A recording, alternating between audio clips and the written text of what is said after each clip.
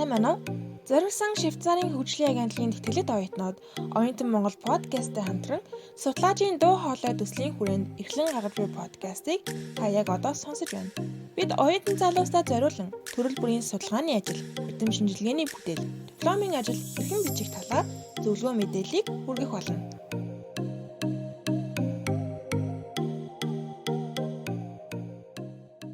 За сайн байцгаана уу? Судлаачдын доо хоолой подкастын маань 4 дахь дугаар хүрэхэд бэлэн болсон байна. Энэ удаа надтай хамт хөтлөхөөр санхүү эдийн засгийн сургуулийн төгсөгч, боловсролын хамтын ажиллагааны нийгэмлэгийн ажилтан Гүнсэн орлогч маань хамт байна. За сайн байцгаана уу? Эрхэм сонсогчдоо энэ өдрийн мэндийг хүргэе. Энэ удаагийн дугаар маань нэлээд онцлогтой. Бид подкастын туршид зөвхөн дипломын ажил хэрхэн бичих талаар Бацүх багштайгаа ярилцах болно. Сайн байна уу агшаад манай сонсогч нарт өөрийгөө танилцуулахгүй юу? Сайн байна уу. Би санхүү эдийн засгийн их сургуулийн экономиксын тэнхимд профессорын албан тушаалд ажилладаг. Математикч мэргэжлэр төгссөн, дараа нь экономиксоор докторийн зэрэг хамгаалсан. Одоо математик эдийн засгийн хичээлүүд ордог юм багш байна. За тэгээд Бацүх багш маань болохоор санхүү эдийн засгийн их сургуульд 1998 оноос хойш 23 жил ажиллаж байгаа. За тэгээд энэ хугацаанд маш олон оюутнуудын дипломын ажил дээр удирдагч багш нь болоод мөн маш олон эрдэм шинжилгээний бүтээл, судалгааны ажлын гарч авсан тул энэ одоогийн подкаст бол маш үр өгөөжтэй, маш үр дүнтэй ярилцлага болох болов гэж бодож байна. Би бас яг Бацүх багшаараа дипломоо удирдуулж исэн. Яг ингээд диплом бичих үед хамгийн ихний бөгөөд хамгийн чухал алхам нь судалгааны ажлын асуудлаа тодорхойлох юм шиг санагдсан. Багш маань судалгааны арга зүй гэсэн хичээл ордог. За тэр хичээлээр заасан асуудлаа тодорхойлох арга зүй нь бас ихээхэн тусалж исэн. Тэгэхээр та сонсогчид маань хэрхэн яг судалгааны асуудлаа тодорхойлох вэ? Тэгээ судалгааны асуудлаа тодорхойлолт юунд анхаарах вэ талаар зөвлөж. За тэгэхээр яг одоо үндсэн хөтөлбөрөөр сурж байгаа оюутнуудын хувьд судалгааны асуудал тодорхойлох нь магадгүй тэнхимийн багш нар сэдэв зарлаад түүний үндсэн дээр бичих гэж байгаа дипломынхаа сэдвийг сонгодог байх. Зөвхөн яг жинхэнэ судлаач хүний хувьд судалгааны асуудал тодорхойлох бол арай ялгаатай л да. Тэгэхээр судалгааны асуудал тодорхойлох хамгийн гол үндэс нь судлаач өөрийнхөө сонирхож байгаа орон зай дээр асуудлаа тодорхойлох юм бол судалгаа илүү чанартай болох ийм магадлал их өндөртэй. За тэгэхээр судалгааны асуудлыг тодорхойлохдоо судалгааныхаа төрлөөс болоод асуудал тодорхойлох нь бас жаахан ялгаатай байх юм боломжтой.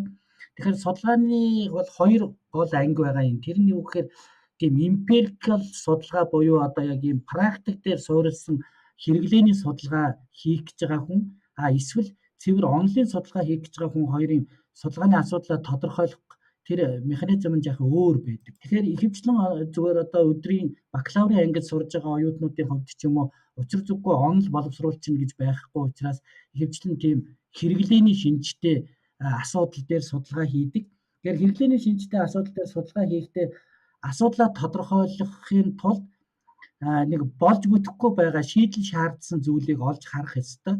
Тэрийг олж харахтаа нэг 3 зүйл дээр илүү анхаарах ёстой юм шиг байна. Тэр нь юу гэхээр яг өнөөдрийн байгаа энэ нөхцөл байдал нь болж байгаа юм уу тий? За тэр болж байгаа юу гэдгийг нэг хідэн зүйлтэй харьцуулж харах шаардлагатай.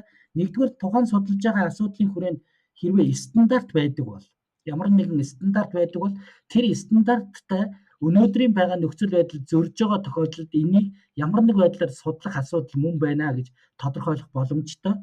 Хоёр дахь нэг тийм эталон маягаар харьцуулж үзэх зүйл маань юу байдгүй гэхээр бенчмарк гэж манайхан сүүлийн үед яриад байгаа тийм тэргүүн туршлагатай харьцуулаад яг өнөөдрийн байдлаар байж байгаа тэргүүн туршлагатай яг өнөөдрийн манай бодит нөхцөл байдал хоёрын хооронд ингээд тодорхой хэмжээний зөрөө байгаа бол энэ хооронд судалгаа хийх орон зай байна гэж ингэж тодорхойлж гаргах бололцоонууд байдаг.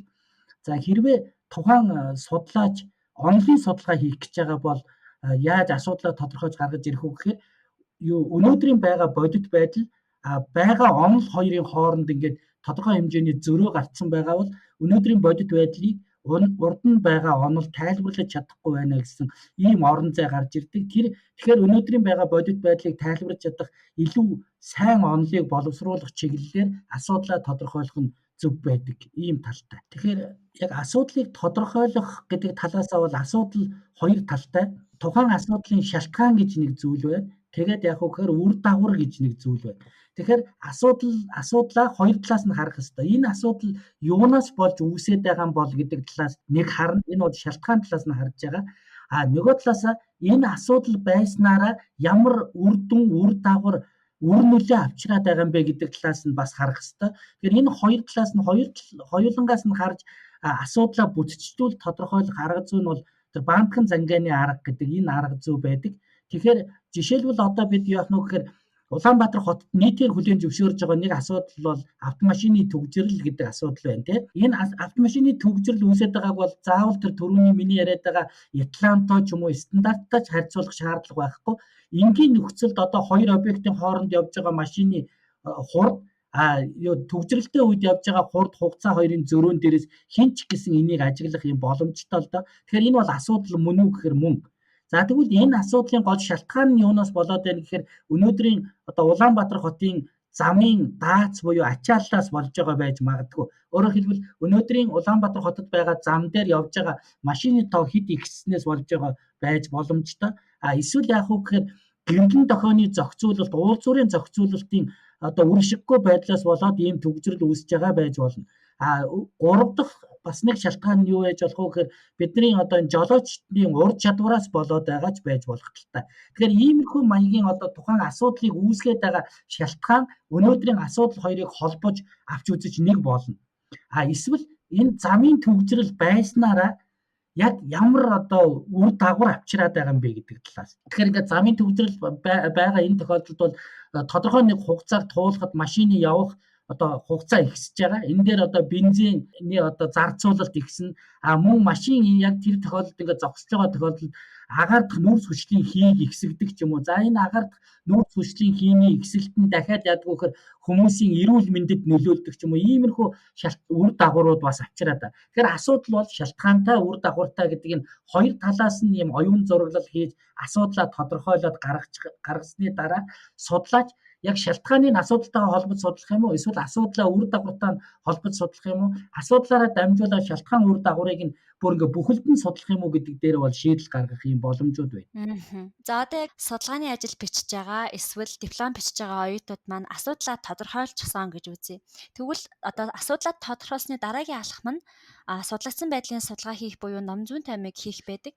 За яг энийг хийснээрээ яг одоо миний сонгосон асуудал маань үнэхээр одоо тулгамж байгаа асуудал мөн үү те. За бас нөгөө талаас ямар аргыг ашиглах уу гэдгээ тодорхойлохын тулд үүнийг хийдэг. За тэгээд ном зүйн таймыг хийхэд нэг тулгамдаг асуудал нь зөв материалыг үр дүнтэй арга барилаар унших гэж бодож байна. За тэгэхээр одоо яг ингээд ном зүйн тайм хийх байгаа оюутан тань дээр ирээд за багшаа яг юун дээр анхаарах уу? Би зөв материалаа яаж сонгох уу? Яаж үр дүнтэй унших уу? Бүгдийг нь унших юм уу? Эсвэл аль хэсгийг нь унших юм бол тэгэж асуувал та юу гэж хариулах вэ?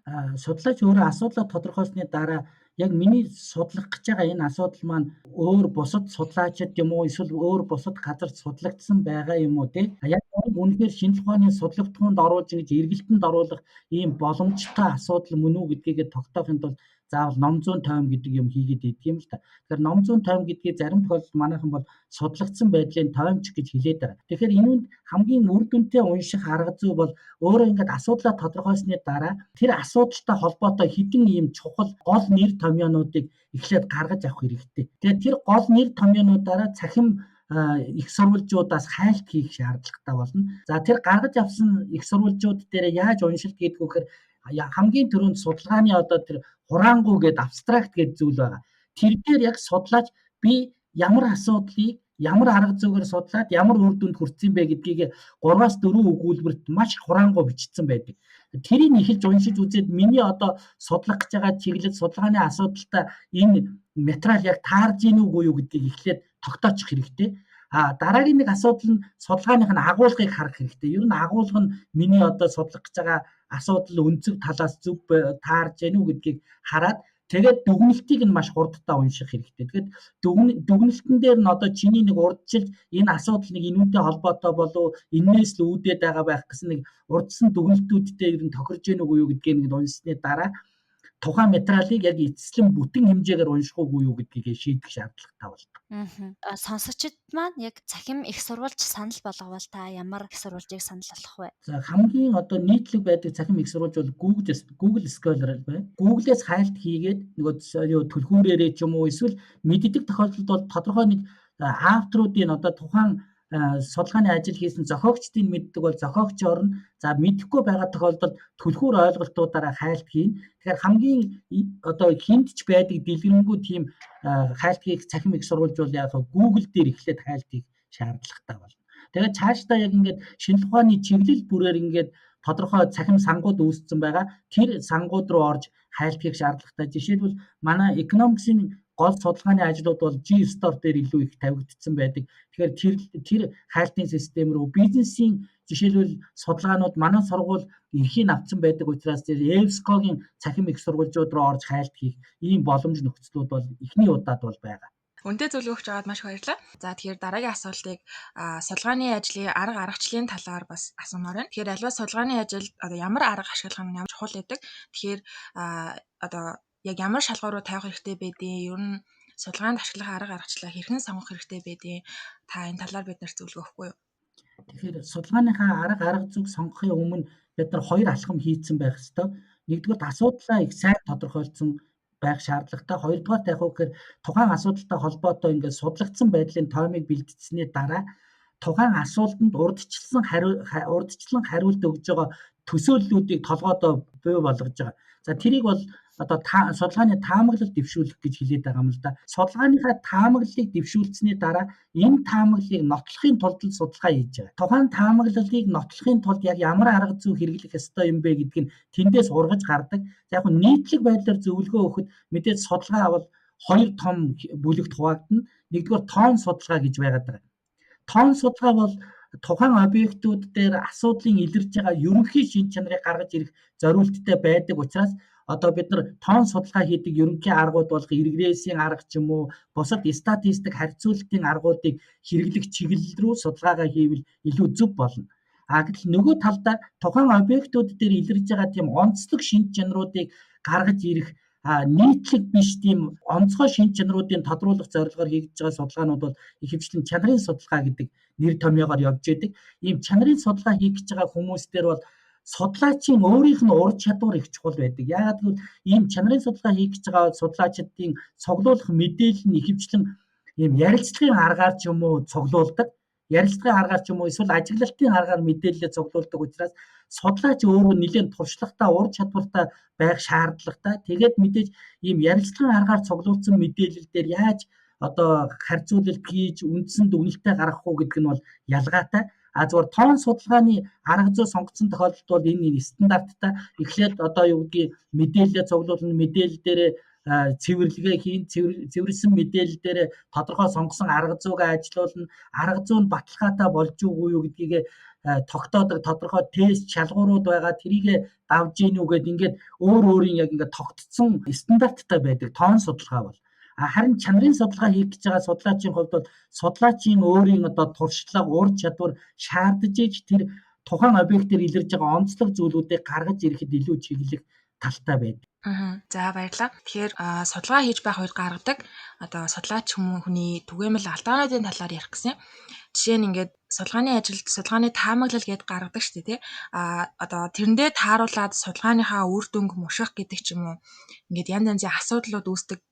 Тэгэхээр иймэрхүү асуудлуудаас ер нь хэрхэн сэргийлэх хэрэгтэй байдаг вэ? Тэгэхээр ер нь бол судлаач тухайн судалгаанд ингээд тодорхой хэмжээний судлаачийн өөрийн одоо тийм ташааралтай хандлагууд байдаг л да, юм bias гэж хэлээд байдаг. Тэгэхээр аливаа судалгаанд бол судлаачийн өөрийн тэр bias гэдэг ямыг оруулахгүй байх шаардлагатай. Судалгааны үр дүн бол аль болох хамгийн үнэн бодит байдалд очих ёстой. Гэтэл судлаач өөрөө тухайн нөхцөл байдалд хандах хандлагаасаа болоод үнэн бодит байдлаас гажсан үр дүнгуудыг гаргаж авах ийм тохиолдлууд бас байгаад байдаг. Тэгэхээр судалгаа хийж байгаа хүмүүст хамгийн гол хэлж байгаа зүйл нь яг үхээр та нар судалгаа хийх явцдаа эхэлж урдчлаж одоо дүгнэлтээ дээр ийм л дүгнэлт гаргана гэж тийм хатуу байр суурийг хизээж барьж болохгүй. судлаач маш уян хатан байдлаар асуудалтай хандаад энэ миний одоо судалгаанаас бол ямар ч үр дүн гарч болох талтай гэдэг тийм уян хатан хандлагаар эхэлж хандах хэвээр. Гэтэл зүгээр зарим тохиолдолд ингээд судлаач бараг л энэ үр дүн гаргана гэдээ урдчил төсөөлчөөд тэгээд тэрнийхээ төлөө ингээд хажуугийн жишээлбэл өөрийнх нь саналыг дэмжихгүй байгаа мэдээллүүдэд нэг анхаарал хандуулахгүй хаяад өөрийнх нь саналыг дэмжиж байгаа мэдээлэл дээр илүү анхаарал тавиад ингээд өөртөө ашигтай байдлаар судалгааны үр дүнг эргүүлэх ийм зүйлүүд ажиглагддаг. За энийг бол судлаач хүний хамгийн гол одоо хийж болохгүй зүйл бол энэ байдаг. Тэгэхээр судалгаан дээр иймэрхүү маягийн гажуудлууд гаргахгүй байх гол зүйл нь юу юм бэ гэхээр судалгааныхаа хувьд одоо ингэ судалгаа хийх дизайнаа маш зөв боловсруулах хэрэгтэй. Өөрөөр хэлбэл нөгөө батлах гэж байгаа таамаглалаа одоо батлахын тулд ямар алхмуудыг хийх ёстой, алхам бүрдээ тэр алхмуудаа яаж баталгаатай хийх ёстой вэ гэдэг дээр судлаач бол маш сайн анхаарах шаардлагатай болдог. Тэгээд ингээд хэрвээ судалгааныхаа дизайныг маш зөв хийгээд судалгааны алхам тутамд тэр нөгөө validity гэдэг юм л да баталгаат байдлаа ингээд хангасан байдлаар яваад байх юм бол судалгааны үр дүн гажуудалгүй гарах хамгийн гол үндэс бол эндээс гарч ирдэг. Гэтэл судалгааны дизайнаа буруу хийгээд дизайнаа хийсэн ч гэсэн алхам тутам дээр судлаач ингээд маш нарийн сайн нягт нямбаа ажиллахгүй байдлаасаа болоод судалгааны үр дүн гажуудаж гарах ийм аюулууд байдаг. Тэгэхээр судалгааны үр дүнд гажуудалгүй болгохын тулд тодорхой хэмжээний одоо судлаачд уншаад чиний энэ судалгаа чинь энэ дээр алдаатай биш үү гэдэг тийм. Тэгэхээр одоо жишээлбэл мастер, доктор, бакалаврын түвшний дипломын ажлууд дээр бол энэ судлаач судалгааны гажуудал хийгээгүй байна гэдгийг нотлох гэж олон удаагийн юм хамгаалалт хийдэг шүү дээ тийм. Урдсан хамгаалалт хийдэг, судалгааныхаа пропозалыг боловсруулна, саналаа боловсруулна, тэгээд саналаа хамгаална. Саналаа хамгаалсны дараа шинжилгээ хийгээд урдсан хамгаалт хийн. Урдсан хамгаалтаас дахиад жинхэнэ хамгаалт руу орох энэ бүх процесс дээр ингээд тодорхой хэмжээний одоо зөвлөгөө өгөх профессорууд байжгаад тэгээд чиний энэ дээр иймэрхүү гажуудал гарах гэдэг байна. Чиний дата дээр чинь ийм гажуудал байна, төвөр дээр чинь ийм байна. Чи над арга зүйгээ хэрэглэхдээ одоо энэ арга зүүн дээр тавигддаг энэ шаардлагуудыг хангаагүй байна шүү дээ гэдэг дээр ингээд алдааг нь залруулах замаар яваад 3-4 шүүлтүүрээр дамжиж энэ бол гажуудал багтаа ийм үр дүн гаргаж авах талтай байдаг. Нэгэнтээ одоо бүр ингээд өндөр хэмжээний судлаач болоод гараад ирсэн тохиолдолд мэдээж ингээд олон удаагийн хамгаалтаар орно гэж байхгүй л дээ. Тэгэхээр энэ тохиолдолд яадаг юм гэхээр тэр олон улсын хурлуудад очиж суугаад том экспертүүдийн өмнө одоо өөрийнхөө хийсэн судалгааг илтгээд тэгээд тэднээс маш их үнэтэй зөвлөгөөнүүд авдаг. Тэгээд тэднээс үнэтэй зөвлөгөө авч ингэж өөрийнхөө судалгааг засаж сайжруулсны дараа томоо редакцтай сэтгүүлүүдэд өгж байгаа. Маш том одоо мэрэгжлийн том судлаачид оролцсон ийм редактор хийдэг сэтгүүл рүү явуулна өгүүлгийг тэд нар уншаад окей гэж зөвшөөрсөн тохиолдолд тухайн өгүүлэг гарч байгаа. Тэгэхээр яг эрдэм шинжилгээний редакцтай том сэтгүүлүүдэд хэвлэгдсэн өгүүлгүүд бол хамгийн одоо судлаачийн гажуудал багтай яг шинжилгээ ухааны үнэнд хамгийн ойртсон үр дүнгуудыг гаргасан гэж үздэг ийм талтай байдаг. Багшиг ярьж яхад надад бас нэг юм санаа орж ирлээ. Та сая яриандаа дурдсан шүү дээ. За миний судалгааны үр дүн яг ийм байна байх гэж таамагласан. Тэрэндээ тааруулаад судалгааны материалуудаа танилцаад байдаг гэсэн тий. Тэгэхээр яг ном зүйн томыг хийхдээ магадгүй яг одоо өөрийнх нь төсөөлсөн байгаа үр дүнгээс яг эсрэгээрээ гаргацсан байгаа үр дүн хэрхэн баталж үү тий. Одоо би бол одоо энд ийм аргумент гаргаад тийм учраас одоо ийм үр дүнд хүрнэ гэж бодсон байхад нөгөө эсрэг үр дүн гаргацсан хүмүүс маань ямар аргумент ихүүлсэн байна гэдгийг бас сайн анхаарах хэрэгтэй юм шиг санагдлаа. Тий. Тэгэхээр ер нь бол ийм л дээ. Магадгүй нийгмийн шинжилгээ ухаан дээр тохиолддог. Байгалийн шинжилгээ ухаан дээр бол харьцангуй байгалийн одоо үзэгдэл процессууд бол нэг л зүй тогтолоор ихэвчлэн явдаг учраас тэр зүй тогтолыг судлаач яг зөв олоод хардсан бол магадгүй энэ дээр гажуудал их багтаа ийм үр дүнгууд гардаг. Гэтэл нийгмийн шинжилгээ ухаан гэдэг бол хүний оролцоотой системийг судалдаг гэдэг утгаараа оролцож байгаа хүмүүсийн нөхцөл байдлаас болоод ингээд судалгаан дээр янз бүрийн одоо онцлогуд илэрдэг. Тийм учраас нийгмийн шинжилгээ ухааны нэг үзэгдлийг тайлбарласан маш олон онолууд байдаг. Одоо жишээлбэл бид нар хамгийн сайн мэддэг нь бол эдийн засгийн макро эдийн засаг дээр гэхэд л одоо нэг үзэгдлийг тайлбарлсан бүр зэрэгцээ 8 онол хүртэл байж шүү дээ тий. Тэгэхээр яагаад миний бодож байгаагаас эсрэг үр дүн одоо гараад байна гэдг нь магадгүй нэг тухайн онолын анх суурилсан одоо аксиом биш үү тий. яг одоо ингээд суурилсан тэр концепц нь миний судлах гэж байгаа концепцтэй ингээд зөрүүтэй байдаг. Тэгэхээр тэндээс болоод магадгүй үр дүнгууд нь өөр гардаг юм тохиолдлууд байгаа. Тийм учраас хідэн чиглэлийн онол байна гэдэг нь чухал. Тэр онолуудын цаана байгаа концепцүүд нь бас их чухал байдаг. Тэгжээж одоо жишээлбэл би магадгүй бүх онлын концепцийг нэгэн зэрэг хүлээн зөвшөөрнө гэвэл шал худлаа юм болно шүү дээ. Тийм учраас аль нэгэн онлын концепц дээр илүү одоо өөрөө төвлөрөөд явах ийм бас боломжууд байгаад байгаа гэсэн. За би одоо зүгээр л эдийн засгийн нэг жишээ татъя л да. Эдийн засгийн сонгодог онол гэдэг онол байна. За энэ классик онол бол эдийн засгийн систем өөрөө өөрийгөө ингээд шууд одоо юу гэдгийг тэнцвэржүүл тогтворжуулах чадвартай ийм систем гээд тайлбарлагдсан тийм онолууд байна. Гэтэл 30 хэдэн оноос хойш хөгжсөн байгаа Кейнсийн онол гэдэг онол бол эдийн засгийн систем бол өөрөө маш их тогтворгүй систем. За тэр тогтворгүй байдлыг үүсгээд байгаа гол тал нь бол эрэлтийн талаас болоод байгаамаа гэж тайлбарлаа явуулдаг. Тэгэхээр эрэлт нийлүүлэлтийн хоёр талаас тайлбарлагдсан энэ онол бол хаа нэгэн газар очиж ингэж холбогдох эсвэл яг үгээр энэ бол эсрэг тесрэг хоёр онол байгаа учраас гаргаж авч байгаа үр дүнгууд нь өөр байх магадлалтай. Ялангуяа Кейнсийн онол дээр юу гэдгийг үн цалин бол уян хатан биш байдаг учраас богино хугацаанд мөнгө нейтрал биш гэж тайлбарлаж байхад сонгодог онол дээр бол мөнгө бол ямагт нейтрал байдаг юм аа. Мөнгөөр дамжаад эдийн засгийн бодит үзүүлэлтүүдэд нөлөөлж чаддаггүй гэдэг ингээд шал өөр концепцүүд ярьж байгаа. Тэгэхээр магадгүй нийгмийн чиглэлийн судалгаа хийж байгаа хүмүүс нэг гол анхаарах зүйл нь би энэ Монголд байгаа энэ үзэгдлийг судлахад аль онлын концепцийг бариул илүү одоо зөв тайлбарлах боломжтой вэ гэдэг дээр анханасаа анхаарахгүй бол магадгүй ингээд онлын концепцуудыг хооронд нь хольж хутгаснаас болоод үр дүн нь тийм саармаг байдлаар гарчдаг ийм тохиолдлууд зөндөө байгаад байгаа. Тэгэхээр өнөөдөр ялангуяа ийм нийгмийн чиглэлийн судалгаа хийдэг хүмүүсийн гол анхаарах зүйл нь бол нийгмийн чиглэлд нэг үзэгдлийг тайлбарласан маш олон онолууд байдаг учраас тэр онолуудын аль онолыг цаашдаа одоо жишээлбэл ингэж суурилж авч явах уу гэдэг дээр их анхаарна. Тэр анхаарах зүйл нь хаанаас гарч ирэх вэ гэхээр нөгөө судлагдсан байдлын тоон хийгээд явж байтал аяндаа ингээд нөгөө концепцийн ялгаатай судалгаанууд гээд ялгараад гараад ирдэг. Тэрийг нь бид нар одоо ингээд ялгаж үзэх хэрэгтэй. Хоёр тийш нь салгаад энэ бол ийм концепцээр, энэ бол ийм концепцээр хийгдсэн судалгаа байна. Өнөөдрийн Монголд үүсэж байгаа нөхцөл байдал бол энэ концепцээр илүү дэмжигдэх боломжтой байна гэдгийг анханаас нь суурилж цаашаага судалгаагаа хийхгүй бол хоёр онолын хооронд ийм зөрүүтэй байдлаас болж буруу судалгаанууд хийгдэх магадлал зөндөө байдаг.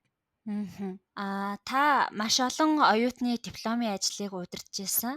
Тэгэд магадгүй эдгээр оюутнуудын одоо түгээмэл гаргаж ирсэн алдаанууд дээр тулгуурлаад яг одоо дипломын ажил бичиж байгаа оюутнууд хандаа одоо энэ гурван зүйл дээр сайн анхаараарай гэж хэлвэл яг ямар гурван зүйл вэ? Тэгэхээр би судалгааны ажил дээр нэг юм 4А-гийн зарчим гэдэг нэг юм ярих их дуртай.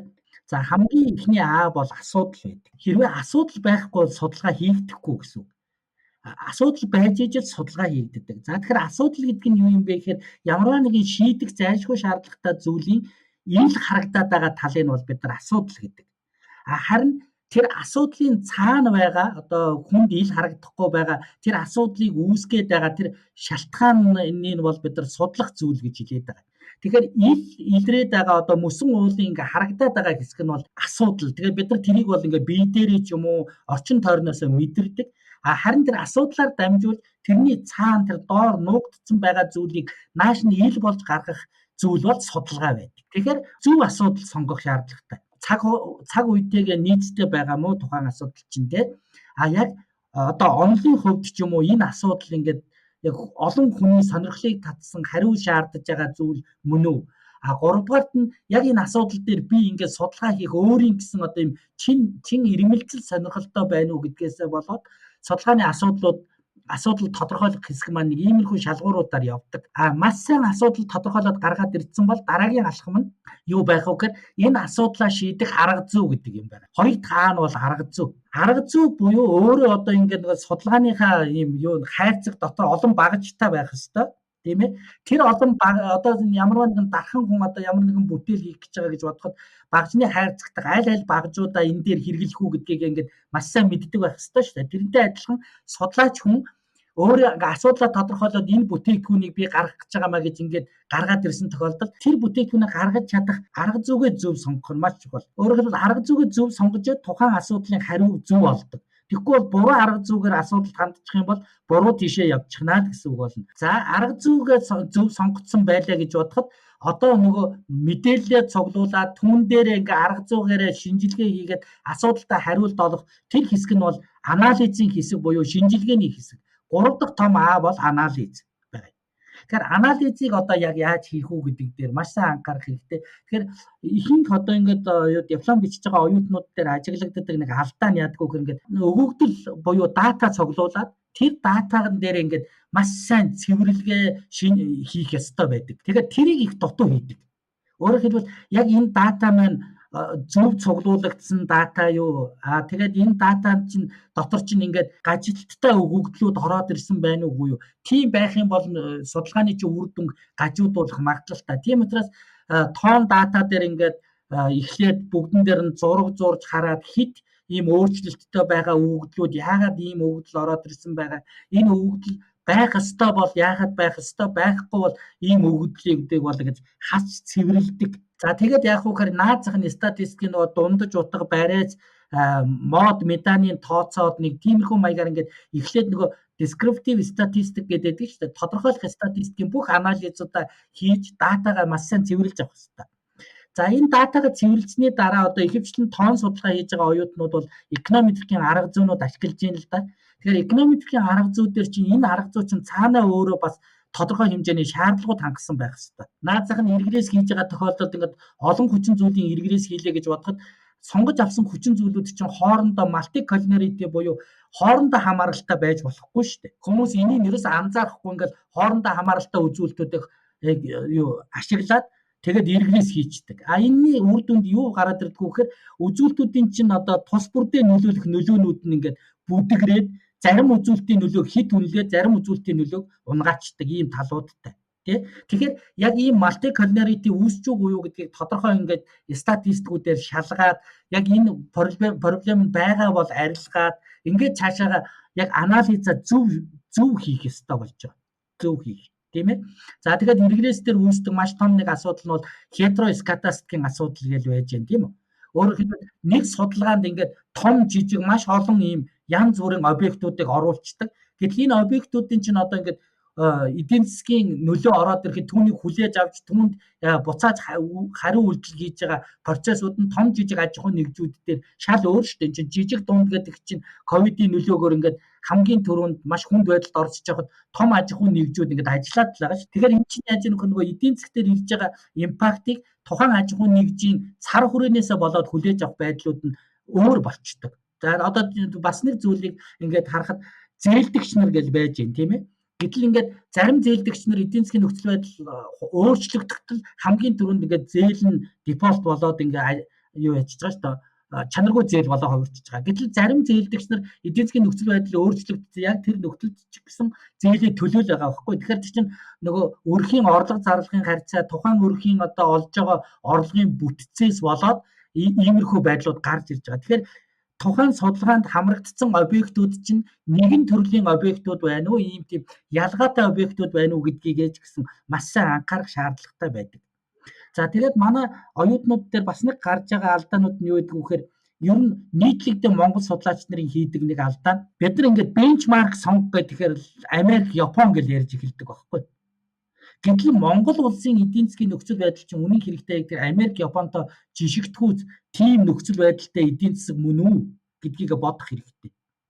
Харин ч бүр тэгсэнд орвол Монголын одоо эдийн засаг дээр судалгаа хийж байгаа оюутнууд гэдэг чинь энэ Төв Азийн социализмаас одоо зах зээлийн эдийн засаг шилжиж байгаа төвлөрсөн төлгөөд эдийн засгаас зах зээлийн эдийн засаг шилжиж байгаа ижил төрлийн яг одоо нэг хүнд ноогт орлогын төвшин ойролцоо, соёлын төвшин ойролцоо тийм улс орнуудыг одоо нэг төвөрд багтаад судлах энэ төр тохиолдолд бол магадгүй илүү зөв үр дүнгууд гарна. Тэгэхгүй нөгөө ийм хэтэрхий өндөр өөрчлөлттэй хоёр объектын хооронд судалгаа хийхээр тэр бенчмарк буюу нөгөө хэрэгүүлэх жишээгээ буруу сонгосноос болоод иймэрхүү маягийн буруу үр дүнгүүдэд хүрэх талууд бас байдаг. Тэгэхээр анализ хийж байгаа явцдаа одоо би яг зөв датагаа ашиглаж гэнэ үү, датаны гажуудал байна уу, арга зүйгээ зөв сонгож гэнэ үү, арга зүйн алхам тутам дээр би одоо нөгөө хийх ёстой шалгууруудаа зөв хийж гаргаж ирж гэнэ үү?